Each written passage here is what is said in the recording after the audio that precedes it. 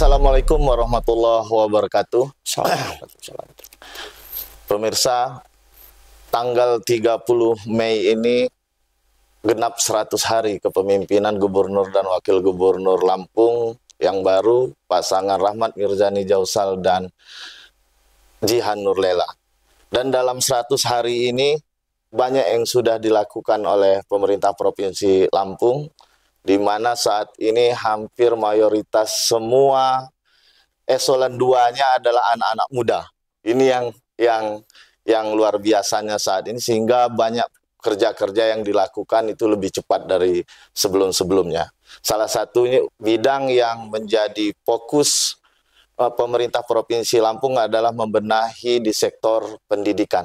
Dan saat ini kita sudah kedatangan salah satu sosok muda yang menjabat sebagai Kepala Dinas Pendidikan dan Kebudayaan Provinsi Lampung. Tapi walaupun masih muda, beliau ini nggak asing di dunia pendidikannya karena sebelumnya dia memang sudah pernah menjadi Kepala Dinas Pendidikan di Lampung Selatan dan di beberapa jabatan strategis lainnya. Selamat datang Bang Thomas. Terima kasih sudah hadir di sela-sela kesibukannya hadir di Pilar TV. Ya, terima kasih Bang Miko. Sehat ya Bang? Alhamdulillah sehat. Alhamdulillah. Kayaknya kerjanya benar-benar bukan maraton ini, kayak ini kerjaan lari ini disuruh. Siap. Bang Thomas, sedikit di awal abang masuk di Kadis Pendidikan Provinsi Lampung, situasi di dinas pendidikan di Lampung seperti apa yang abang temuin di awal abang ngejabat? Pertama yang saya lakukan adalah analisis situasi ya. Kita cek data seperti apa sih existing posisi Dinas Pendidikan Provinsi Lampung, baik itu IPM-nya, kemudian baik itu angka rata-rata lama sekolahnya, kemudian yang lolos ke PTN, kemudian apa aja masalahnya itu, maka kemudian kita coba buat perencanaan basis data supaya angka-angka itu bisa berubah gitu. Betul. Pertama yang saya cek adalah IPM ya. Kita ini di posisi di angka 20 di Indonesia, kemudian terendah di Sumatera di angka 73. Terendah di Sumatera itu? Terendah 7313. Kemudian saya riset bahwa yang lulus SMP masuk ke SMA itu hanya 64%.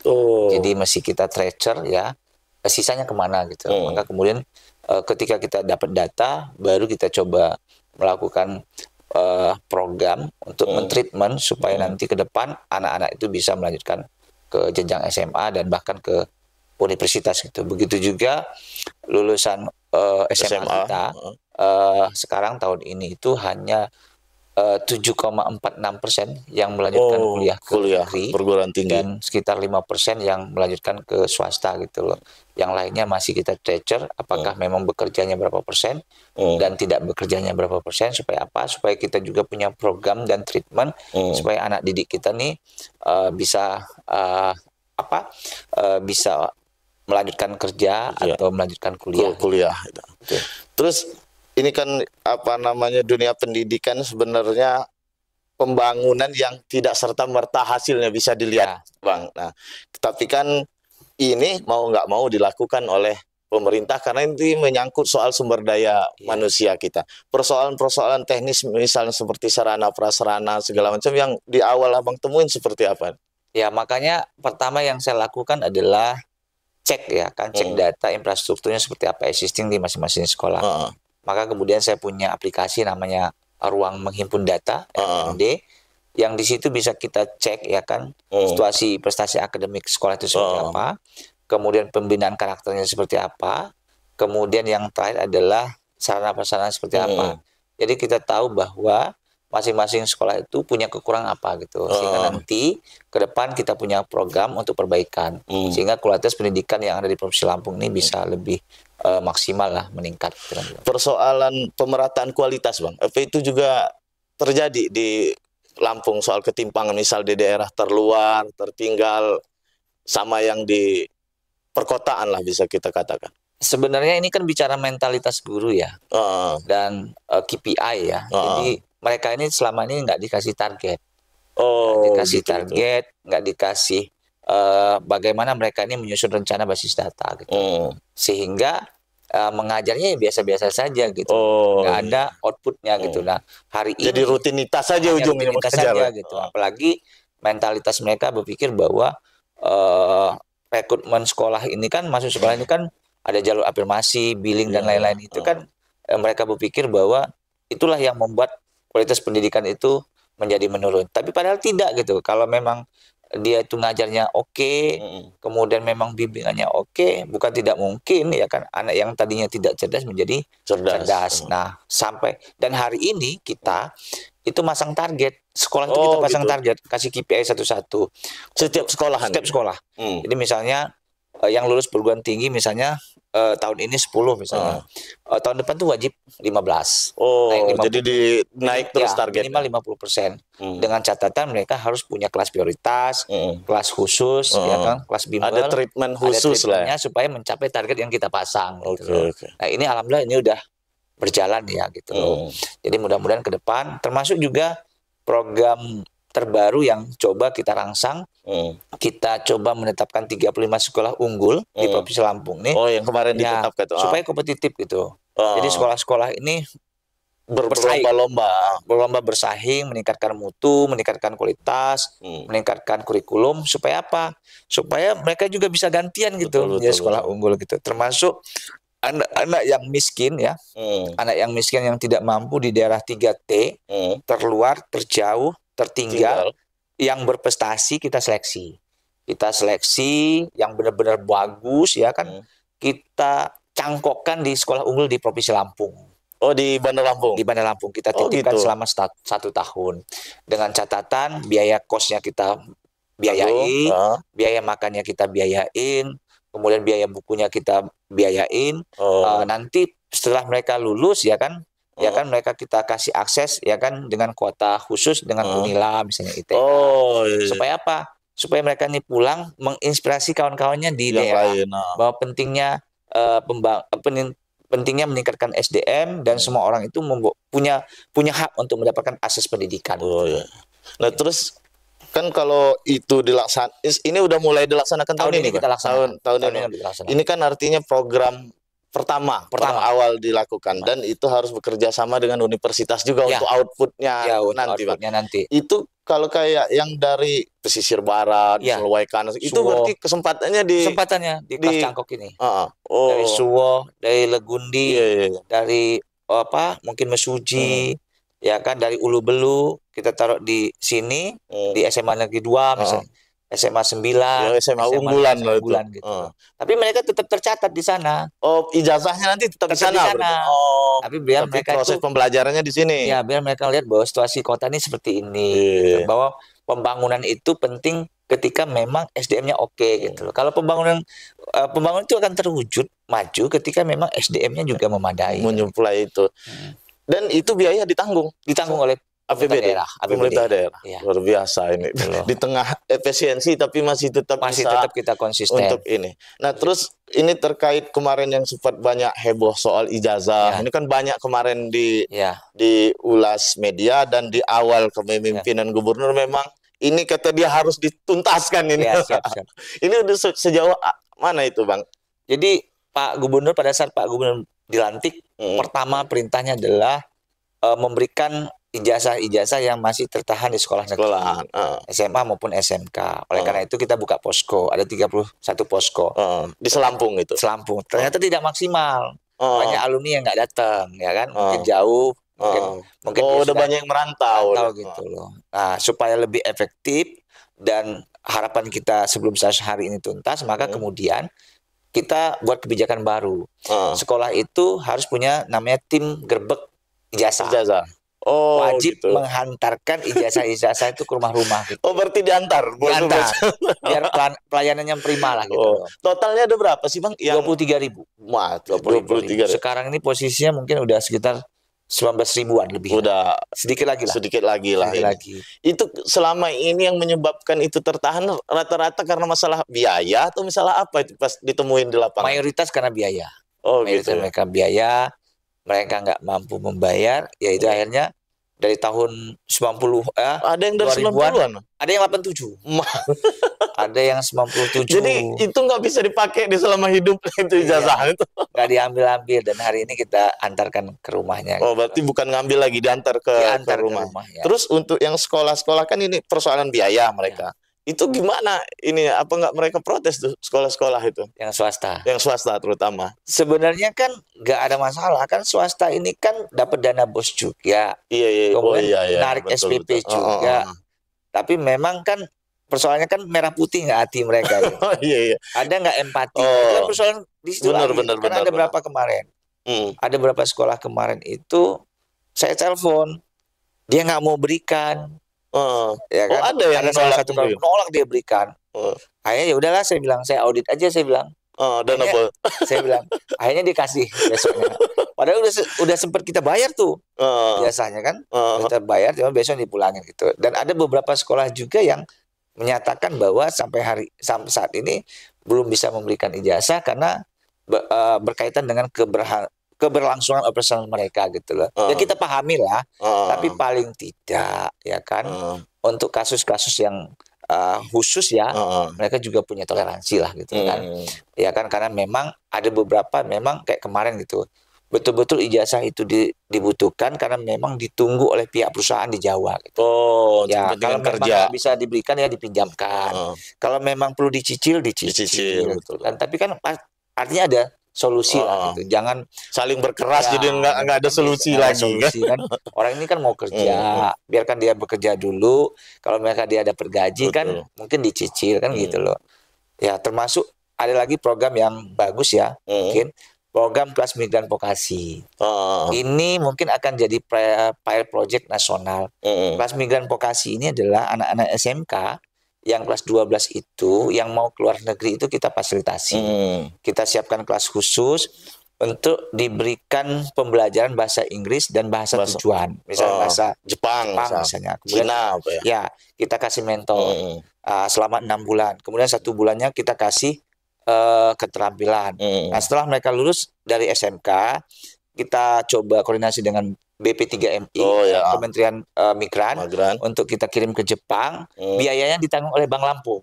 Oh gitu. Ya, secara keseluruhan. Tapi nanti pada saat mereka kerja, mereka nyicil ke Bank Lampung. Dan ini udah oke. Tinggal lagi proses finalisasi saja. Gitu. Terus pelaksanaannya itu nanti melibatkan perguruan tinggi atau gimana yang untuk pelatihan bahasanya? Ini kan jarang orang yang tahu misal bahasa Jepang gitu kan. Ini yang jadi masalahnya. Karena yang tahu bahasa Jepang ini nggak ada di Bandar Lampung. Nah, itu bahkan kendala. Cuma ada di metro. Hanya beberapa orang juga. Maka kemudian kami juga kemarin minta tolong dengan Kementerian Pusat, ya kan, sistem pelajarannya seperti apa yang efisien, efektif gitu loh kan. Karena memang gurunya terbatas. Nah, besok hari Selasa kita akan rakor lintas sektor untuk merumuskan ya. Karena memang kita kekurangan guru bahasa Jepang, bahasa Cina di Lampung. Sedangkan SMK kita ini ada 112 di Lampung ini.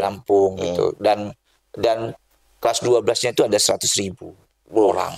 Jadi memang ini punya potensi besar gitu. Saya berpikir bahwa kalau ini bisa dikirim saja ke luar negeri misalnya 1.000 saja, ya kan? Ya kan? Kalau udah menjawab ini tuh kalau masalah. Misalnya dia kirim ke ibunya 5 juta sebulan, udah muter duitnya di sini kan. Sebenarnya nggak harus dikirim juga Bang kalau punya kemampuan bahasa Jepang dan bahasa Cina terus. Karena perusahaan Jepang dan Cina yang ada di Lampung juga butuh tenaga yang bisa bahasa Jepang dan bahasa Cina, dan mereka berani bayar mahal itu ininya. Terus itu nanti didanai APBD atau kementerian itu nanti? Kalau terkait dengan masalah pembelajaran itu kan sekolah masing-masing. Oh gitu. Fasilitasi gitu. Kemudian nanti perencanaan anggarannya nanti kita diskusikan seperti apa. Tapi biaya pengirimannya itu sepenuhnya ditanggung oleh Bank Lampung. Tapi dengan catatan ketika dia sudah bekerja itu dicicil. Ini untuk mengatasi pekerja ilegal juga yang banyak masalah sekarang ini kan. Mending difasilitasi sekalian kan. Betul. Nah ini terakhir Bang, ini yang kayaknya udah bergulir di DPR juga soal revisi Pergub ya Bang, soal ini tuh. Itu udah sejauh mana itu Bang prosesnya? Terkait dengan komite ya. Terutama soal komitenya itu yang banyak dibahas itu. Pro dan kontra. Banyak tafsir-tafsir yang beda ya di tengah-tengah, baik itu akademisi, praktisi hukum dan lain-lain gitu kan. Jadi kita sudah FGD yang keempat. ya kan? Komite ini kan sifatnya kan sumbangan. Betul. Sumbangan ini kan tidak boleh dipatok angkanya, maka dia mesti variatif gitu kan. Aspek kaya nilainya berapa, setengah, yang kira-kira kemampuannya menengah sekian, yang tidak mampu tidak disesuaikan dengan kemampuan gitu. Tapi maksud saya ya kan, yang sekarang lagi kita perbaiki adalah transparansi dan SOP-nya. Kenapa? Karena kita tidak bisa menyebutkan angka. Nggak boleh menyebutkan angka. Kalau dia menyebutkan angka itu pungutan. Tapi paling tidak nanti setelah SOP-nya jadi, keputusan gubernurnya oke, paling tidak kita kasih sen. Betul. Kan selama ini kan ada yang 500.000, kan kalau dia setahun berarti 6 juta, ya kan ada yang 4.000, ya kan. Nah, harapan saya nanti mungkin kita kasih warning lah. Ada batasannya, misalnya nggak boleh lebih sekian. Dikasih plafon ya, plafon. Tapi nggak boleh dimasukin di pergub, karena nggak boleh. Di pergubnya nggak boleh ada angka ya? Boleh angka. Kan kalau persoalan uang komite itu kan sebenarnya bukan hanya persoalan masyarakat keberatan, tapi soal transparansi dan pasca penggunaan itu kan nggak diaudit dia, makanya nanti setiap perencanaan itu harus ada dalam rencana kerja anggaran sekolah, transparansi, dan ada report ke wali murid penggunanya untuk apa, peruntukannya untuk apa gitu. Tapi persoalannya adalah ya angka-angka itu ya kan tidak boleh disebutkan di pergub itu. Karena kalau dia bicara angka, maka dia harus masuk kas daerah, rumit lagi ya. Iya. Nah, itu prosesnya panjang lagi. Gitu. Jadi nanti tetap posisinya langsung di komite itu ya bang? Ya, kita buat SOP saja, buat juknisnya. Ini loh yang buat rambu-rambunya lah, transparansinya. Tetapi mungkin secara internal kita send sama sekolah, lu jangan besar-besar segini deh. Kan mudah-mudahan dia ikut instruksi kita kan gitu. Tapi nggak boleh sebut angka. Kalau nyebut angka kena delik. Bermasalah dengan hukum. Itu kami kan udah koordinasi kemarin dengan ombudsman, dengan pakar hukum, dengan biro hukum, dengan inspektorat, semua kami panggil. FGD keempat untuk ngebahas itu. Pada akhirnya sepakat bahwa yang diperbaiki itu adalah juknisnya dan SOP-nya. Masalah besarannya mungkin disesuaikan dengan kemampuan tadi itu. Disesuaikan dengan kemampuan gitu loh. Mudah-mudahan nggak seperti yang dulu-dulu gitu kan. Ya kan dulu-dulu kan memberatkan gitu. Mudah-mudahan ada dipatok gitu kan. Harus sekian gitu. Nah, Bang, ini sebagai penutup di 100 hari kerja gubernur dan wakil gubernur kita sekarang di sektor pendidikan udah banyak terobos, mulai dari pendidikan vokasi, terus kemarin saya dengar ada aplikasi apalagi itu yang untuk orang tua murid bisa langsung ngawasin anaknya segala itu udah berjalan. Udah. Jadi ada 3 aplikasi yang sudah jalan. Pertama, ruang menghimpun data. RMD tadi. Kemudian yang kedua, asesmen kepala sekolah. Asesmen kepala sekolah ini adalah kita bisa lihat seperti apa sih profil kepala sekolahnya berdasarkan report dari guru, kemudian dari siswa, kemudian dari penjaga sekolah. Seperti apa sih? Ya kan. Berarti kepala sekolah udah nggak bisa aneh-aneh lagi. Itu kelihatan tuh, rekomendasinya kelihatan tuh. Kepala sekolahnya seperti apa itu. Yang kemudian assessment, yang namanya assessment uji kompetensi, ya kan. Jadi kita tahu, ya kan, misalnya anak ini mau ke Unila, Fakultas Hukum, passing grade-nya misalnya 700. Nah, setiap bulan kita cek berapa sih posisi kemampuannya. Peningkatannya juga. Misalnya ternyata pada saat mau hari H dia 500, artinya kurang 100 misalnya kan. Berarti kalau dia paksakan nggak lulus nih. Nggak lulus. Jadi kita kasih opsi, kamu kalau mau lulus di jurusan ini di universitas seperti ini. Jadi kita punya treatment gitu loh. Nah, ini kita cek tiap bulan. Dan itu proses semua digital itu. Semuanya artinya digital. Semua orang tua murid, penjaga sekolah, guru bisa langsung dari handphone itu ya. Ketika mereka sudah dikasih bimbel khusus dengan sekolah, dikasih mentoring, kemudian nanti bulan keduanya baru dicek tesnya dan reportnya ke orang tua. Dan insya Allah nanti ini jalan sekitar bulan September. Udah mulai jalan. Kita lihat tuh. Jadi orang tuanya tahu, anak saya ini kayaknya nggak bisa masuk di Unpad. Bisanya di Unila, karena jadi bisa langsung ngambil antisipasi nilainya sekian. Kalau masuk Unpad sekian. Sampai hari H mau ujian itu ternyata nilainya masih. Jadi orang tua bisa mantau langsung. Bisa nyalah-nyalahin sekolah lagi kan. Karena kita dari hari ke hari bisa mantau langsung. Oke, pemirsa, itu tadi bincang singkat saya dengan Kepala Dinas Pendidikan Provinsi Lampung, dan seperti kita dengar tadi penjabaran beliau, banyak yang sudah dilakukan di sektor pendidikan untuk membenahi dunia pendidikan di Lampung, termasuk terobosan-terobosan bagaimana dunia pendidikan sekarang diarahkan aktivitasnya dengan digital, karena memang zaman sekarang memang harus mengikuti perkembangan itu. Saya akhiri, terima kasih atas perhatiannya. Assalamualaikum warahmatullahi wabarakatuh. Waalaikumsalam warahmatullahi wabarakatuh.